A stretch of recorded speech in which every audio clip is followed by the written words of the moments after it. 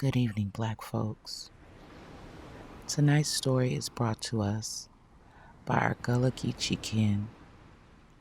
Specifically, this story is from North Carolina. So settle in, clear your space, and prepare for a blissful, peaceful night's rest as I read to you. Hankerin for a long tale. One time, when the summertime had come and the hot sun liked to burn up everything, mosquito and sandfly and gnat, always buzzing, used their mouths too much and bothered Brer Rabbit too much. He didn't have anything to brush off the pests, so he began jumping around uselessly and soon ran out of breath. So he went to scheming to see what he could do to get rid of them. He noticed Brer Bull Cow standing under a tree, chewing his cud in a satisfied way, and every time those bugs lit on him, Brer Cow switched his tail and knocked them, and they flew away and left him alone. Just then, Brer Horse came along the road, and a fly buzzed around his haunches, and he just switched his tail and killed it dead. Brer Rabbit was eating himself up with envy, vexed because he didn't have a long tail. He thought that when things like that were handed out, he should have gotten a tail like they had. It made him mad to remember how he had been obliged to cry and beg with Sis Nanny Goat just to fool her into giving him even that stumpy little bit of cottontail he had now. There isn't any way in this world to take away the shame of having something that is nothing at all, like his stub of a tail. Fly and Flea just buzzed around, laughing at that poor excuse for a switch. A long tail would have made a fine figure of a fellow, but there wasn't any way to go back to those times. The question he faced was how he was to get a sizable tail right now. He went home and he thought about it and thought about it until suddenly he hatched out a plan. It was a right bodacious plan too. But then Brer Rabbit is a right bodacious fellow. There isn't anything so outrageous that he won't try to do at least one time. And Brer Rabbit put on his store clothes with his blue breeches and his yellow shoes, all fine. And he cocked his hat and he took the path that went to heaven to ask God if he would be so kind as to give him a long tail like those other creatures have. It wasn't easy for Brer Rabbit to find the way, because everybody he asked seemed to have a different notion about how to get there. Brer Rabbit listened to everyone and paid no attention to most of them, but kept a steady head about him and kept pushing on. And by and by, it seemed as if the narrow path kind of rambled and rambled in front of him. And he went on until at last he was right at the front gate of heaven and at the head of the long avenue of the beautiful city. and he pushed in and walked along the grand boulevard, and at last there he was, right in front of the big house. That house sure is big. Brer Rabbit had to walk a mile or more around the veranda to the back porch plaza. When he got there, he took off his hat and he put it on the step. He took his bandana and dusted his yellow shoes and wiped his forehead and threw the rag into his hat. Then he reached over and knocked on the floor of the porch at the back door. Tap, tap, tap, sorta easy like. His heart almost failed him, but nothing happened. He waited a little while, then he rapped again. Maybe God isn't in, but no fresh tracks led away from the house. He decided to rap again, a little louder this time. And this time, God hollered out in the house in a great big voice. Who is there? Brer Rabbit was really scared. He said in a timid kind of whisper, It is me, sir. God eyeballed him and said, Who is me? Well, just me, Brer Rabbit, sir. And God asked mighty severely, What do you want, Brer Rabbit? Just a little something, sir. Won't take you barely a minute to do it. What sort of business are you up to now? God said. Sit down and I'll be out right away. Brer Rabbit sat down on the steps, and after a long time, while he mostly wished he had never come, God finally came. The first look Brer Rabbit had of God, he was so scared that he almost took off and ran away. But when he thought about how badly he wanted that long tail, he held his ground.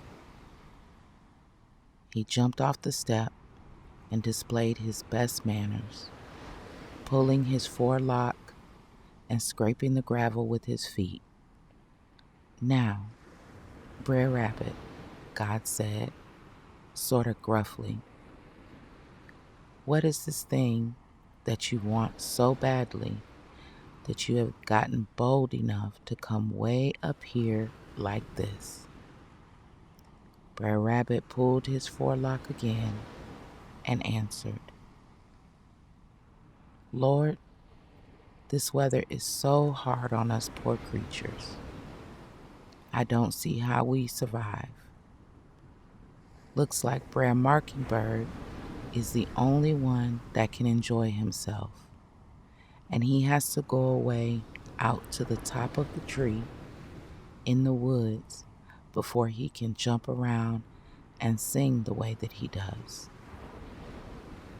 We who have to stay on the ground have Satan's own time.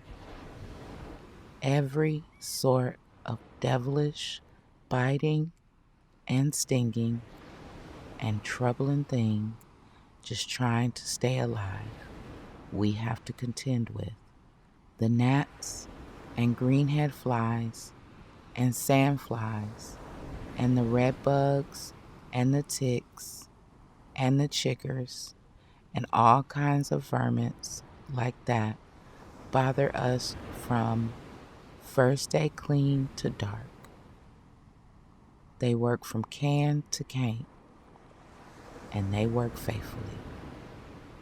And when darkness comes and they leave off, the mosquitoes and the gallinippers join hands to take their place and suck out blood and annoy us until the very first day brings its light. Even then, Lord, some creatures make out better than the rest because they have a real tail, not just a leftover stump like Sis Nanny Goat gave me. I noticed what nice tails Brer Bull Cow and Brer Horse were given. When a fly bothers them, all they have to do is wave their tails in the air, and the flies and the mosquitoes are scared if they don't fly off. Ping! That long tail cracks down and they are dead. Now, sir, Brer Rabbit got mighty bold and brash, but his voice came out as sweet as molasses. I just came here to ask you to do something for me. Lord, please, sir, if you would be so kind as to give me a long tail so that I can brush away those pesky critters too. God cast his eyes down at Brer Rabbit and squinched up his forehead and looked him over. Then he puckered up his mouth like he had been biting a green persimmon. And he said, "You are made like you are made. You have been contrary about that tail from the first day. Sis Nanny Goat did just as I told her, and she was kind to give you any tail at all. Even with all the blessings you already have, you come here to me to get a tail like the very best of creatures have. You are mighty little to have a long tail. Brer Horse and Brer Bull Cow are big and stand high off the ground. But your belly mostly drags in the dust. You can jump around in the grass to keep those flies off. That's what I have been doing, sir, but it just wears me out." God looked at him closely. "You just want to be in high fashion, don't you?" "Who, sir? Why do I have to think about fashion, sir? I am thankful for what I have got. The flies are the only thing that brought me here." But Brer Rabbit was so scared he couldn't keep from trembling just a little bit. God kind of smiled at him and then sort of squinched up his face. "Well, you are smart enough to get here, and there is more than most.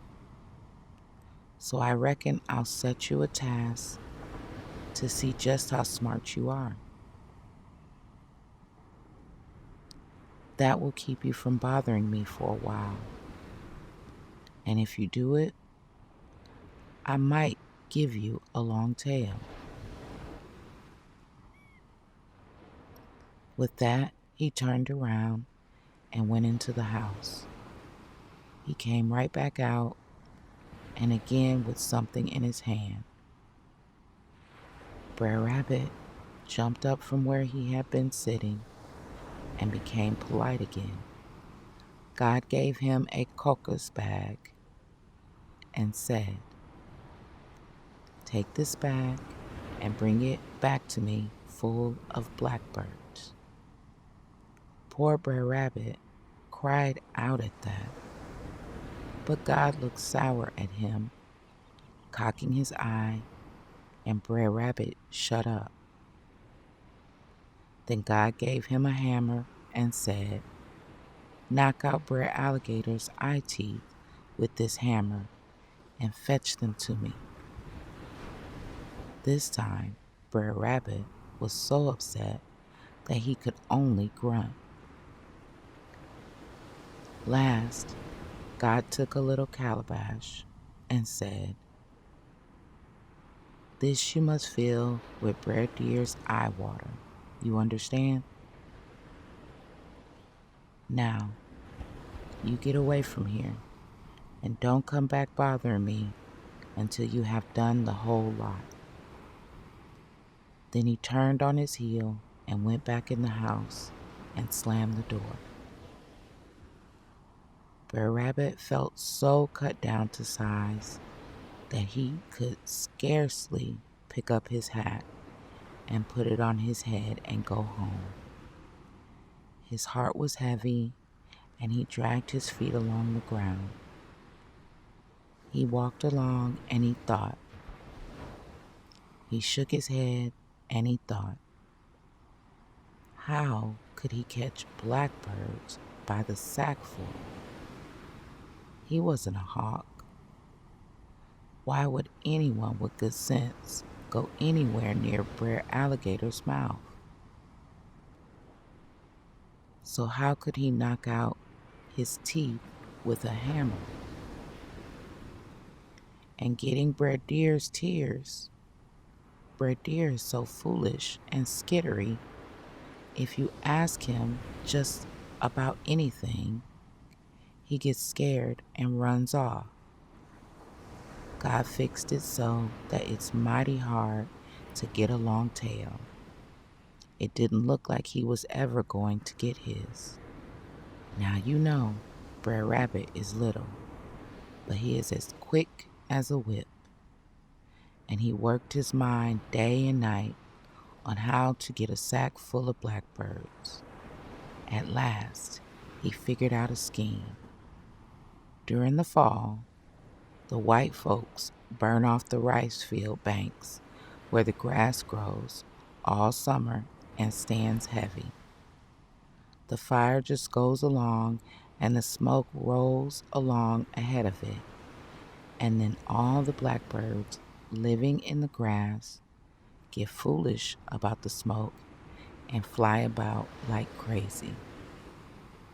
So when they started that year, Brer Rabbit went down on the banks and got a big clump of grass, just a little way in front of where they were beginning to burn. And when the fire came that way, and the heavy smoke reached one bush and then another, just running away, at last they came down right in front of Brer Rabbit's clump of grass. He jumped out and caught a bird and put it in the sack. And he jumped around again and caught some more. The birds were so slippery, he got his sack full at last, and he was very proud. Next, he began to think about the problem of Brer Alligator's teeth. One day, he got his fiddle and he went down to the rice field by the river. Now, Brer Rabbit worked the fiddle in his own devilish way at all the dances and picnics in the country and made people lose their religion.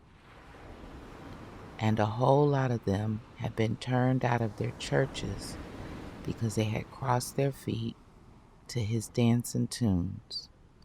Because when Brer Rabbit played, there aren't any feet around that can take any notice whether they are crossing or not.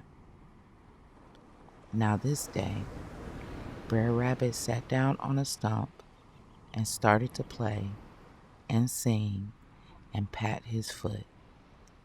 And when he did that, something began to move because he knew no animal could resist that music, especially Brer Alligator.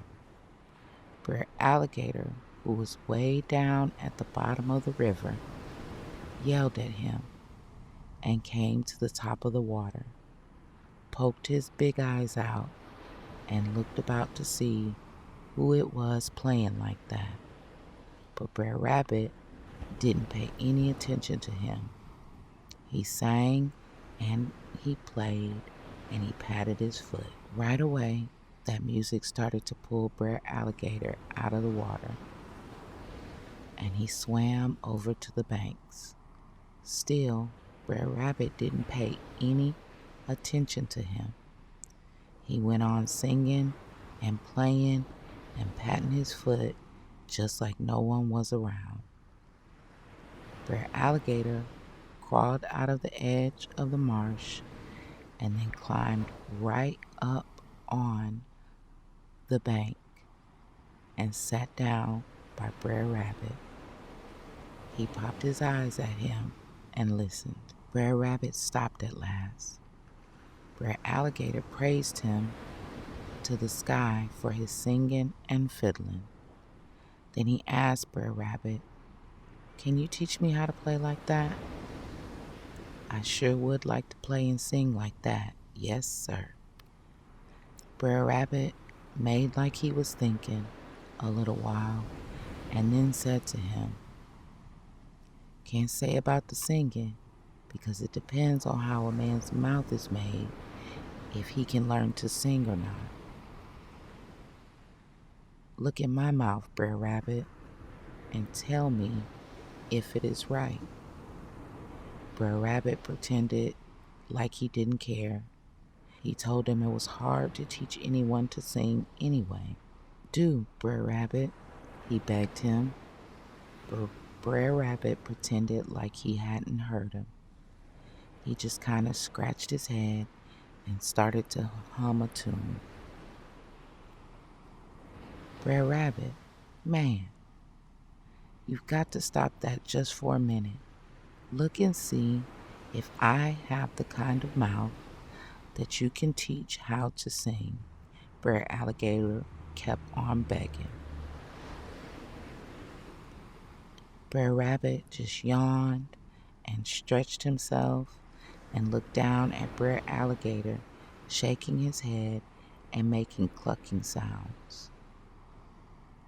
"All right, maybe I can, but you have to listen to me close and do just as I say." Sure, Brer Rabbit. Anything you say." "Then shut your eyes tight till I tell you to open them again." Brer Alligator shut them.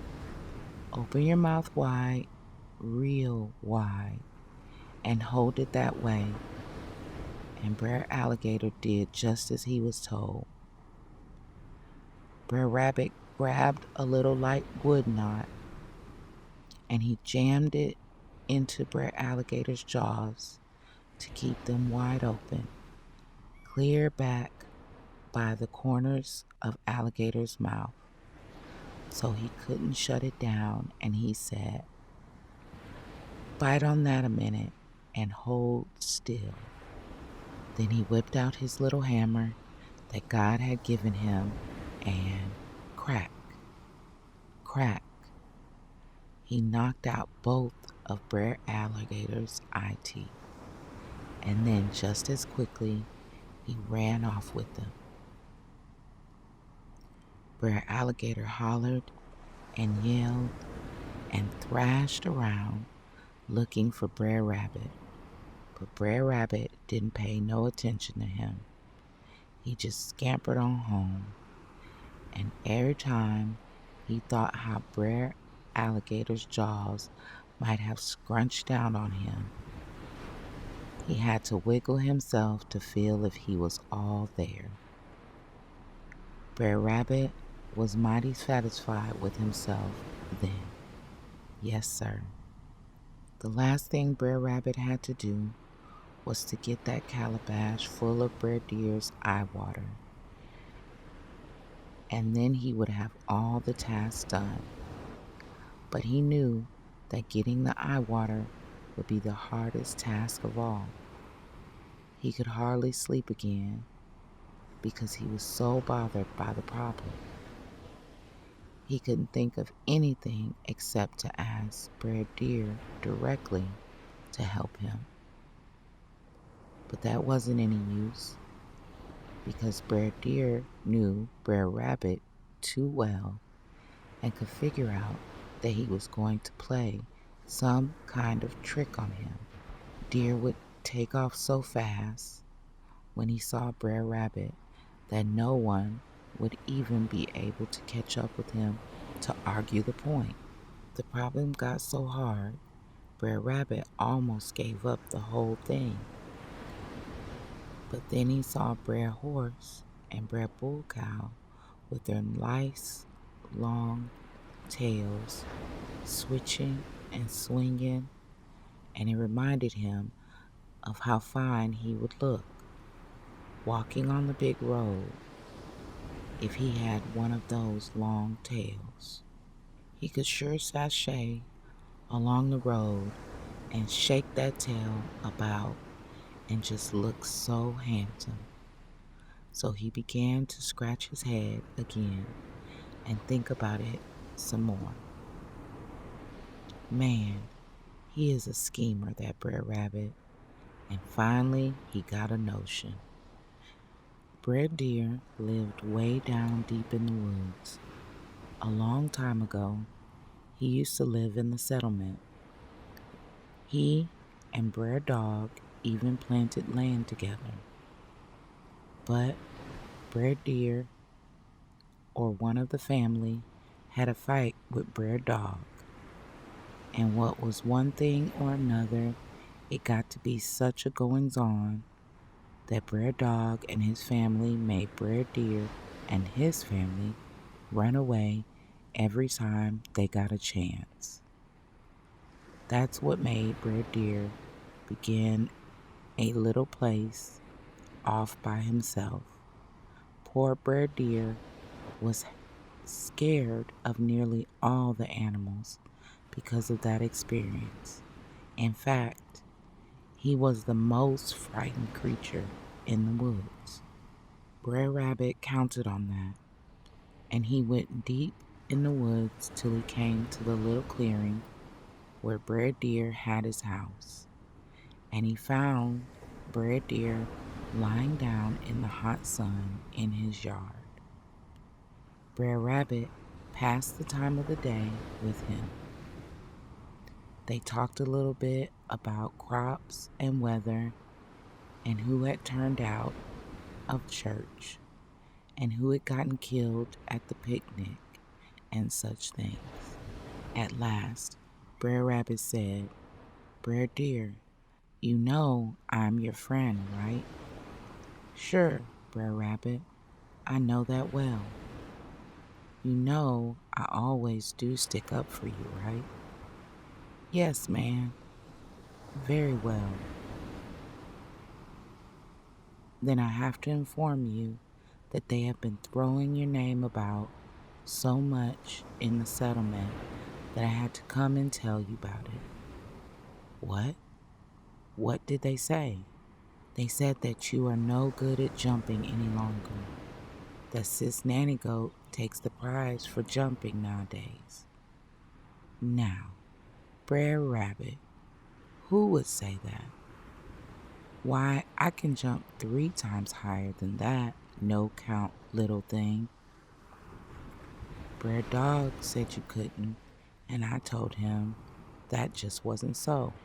And I came here to give you the chance to show me how you can still jump higher than anyone. Now I saw Sis Nanny Goat jump a bush almost as high as that one over there. And she could jump it good too. Can you jump that high? Brer Deer sucked his teeth and he shook his head and just kind of smiled. He said, "Man, when I was a little fellow, before I could ever walk, I could jump bushes like that one." "Well then, why don't you go on? That bush goes awful high up in the air for anyone to jump. But if you can make it, I would sure like to see it, so I could pass the word along in the street to Brer Dog." Brer Deer got up and he ran down his yard, and then he came over the bush just high and fine and graceful. Brer Rabbit looked astonished. He whistled. He slapped his leg, praising Brer Deer for how long and far he could jump. "That isn't anything," said Brer Deer, and he jumped over another bush a little higher just to show what he could do. Brer Rabbit loudly sang out his praises. "Brer Dog is sure gonna have to shut his lion mouth now when I carry the tale to everyone about how fine you jump. Man, you look nice doing that. I reckon you could even jump that big bush yonder." And Brer Deer took that one as well. So Brer Rabbit pointed to higher and higher bushes, till at last he finished on one that wasn't a bush. It was more like a young tree. And it had a heavy fork and was all tangled with jasmine and catbrier and snellix and supplejack and some other kinds of vines. He looked at the three with jasmine. Brer Deer sort of hesitated, but Brer Rabbit encouraged him with so much praise that he reared back and jumped it. He leaped very high in the air, but he didn't quite make it. He landed slam bang right in the middle in the big fork. The jump knocked his breath out of him. When he twisted around to get out, he got so tangled up in the jack twine and briar that it got harder to move. He hollered for Brer Rabbit to come help him. Brer Rabbit made sure that he was caught fast, and he said, "Man, I can't help you. You're too heavy, and you might fall on me and bust my back. But I will go right away to the settlement and find some help to get you out." With that, he ran down the path until he was out of sight, and then he threw himself on the ground and he rolled and cackled and laughed at the way he had fooled Brer Deer and the way he was going to get his way now. Brer Rabbit laughed till he was crying.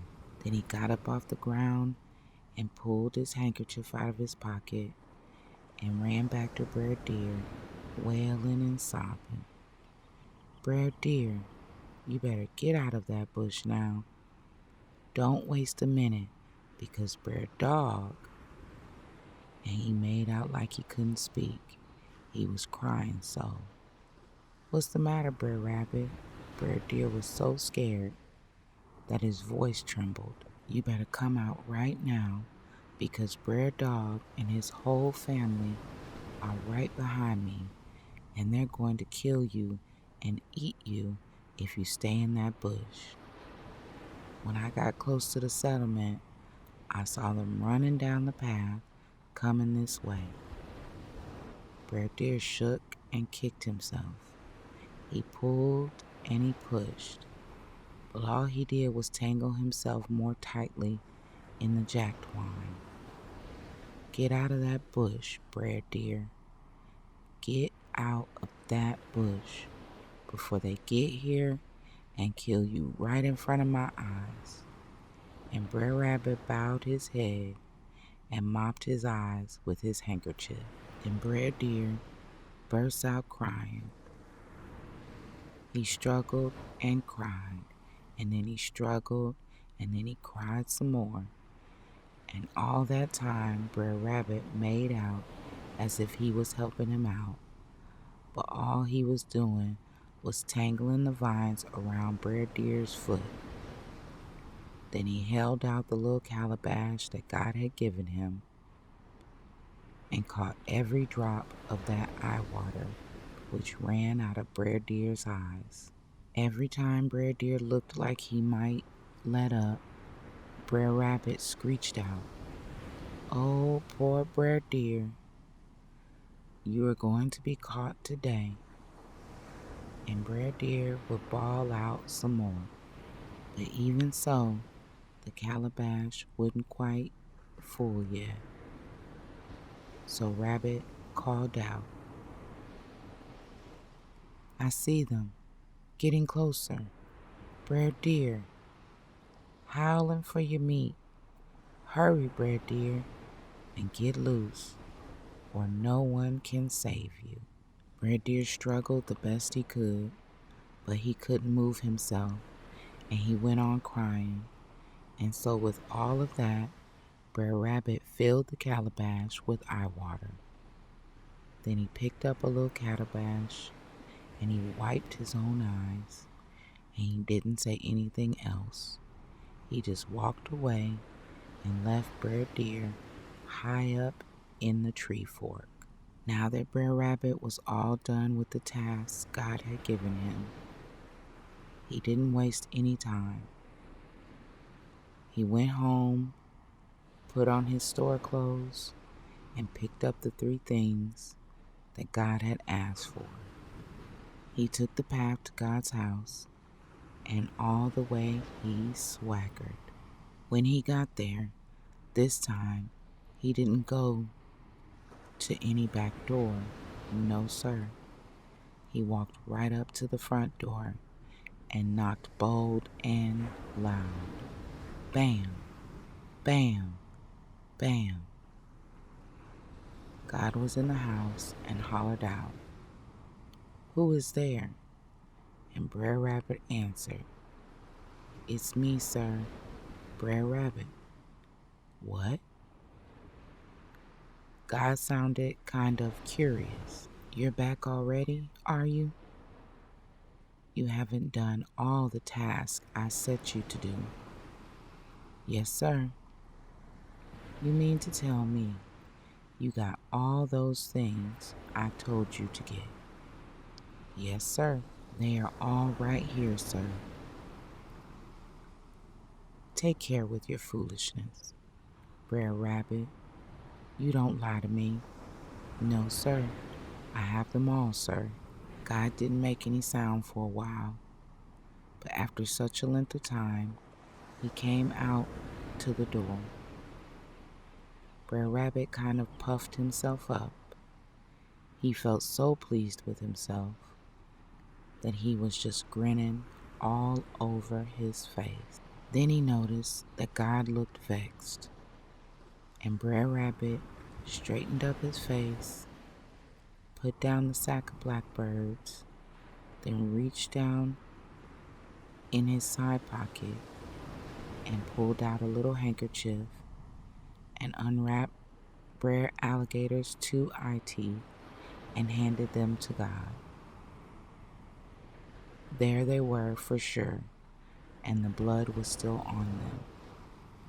And he hunted in his coat tail pocket and pulled out the calabash full of Brer Deer's eye water. God tasted it and smelled it, and then he said, "You are smart, aren't you, Brer Rabbit? Very well then." He pointed to a loblolly pine tree out in the yard. "You go and seat yourself underneath that pine tree till I can fix you up." He turned around and went into the house and slammed the door after him. Bam! Now Brer Rabbit went and did as he was told and sat down under the tree. Now Brer Rabbit went and did as he was told and sat down under that tree. But he didn't like the way God had slammed the door at all, and he didn't like the way God had talked to him. And he noticed that God's eyes showed red like fire when he looked at the pine tree. And Brer Rabbit couldn't rest easy because he was getting more and more scared. He scuffled around on his haunches, little bit by little bit. till he got to the other side of the tree trunk from the big house and sneaked away real quietly, keeping the tree behind him and the house, till he got away over in the corner of the yard where he could hide himself under a heavy suckle bush.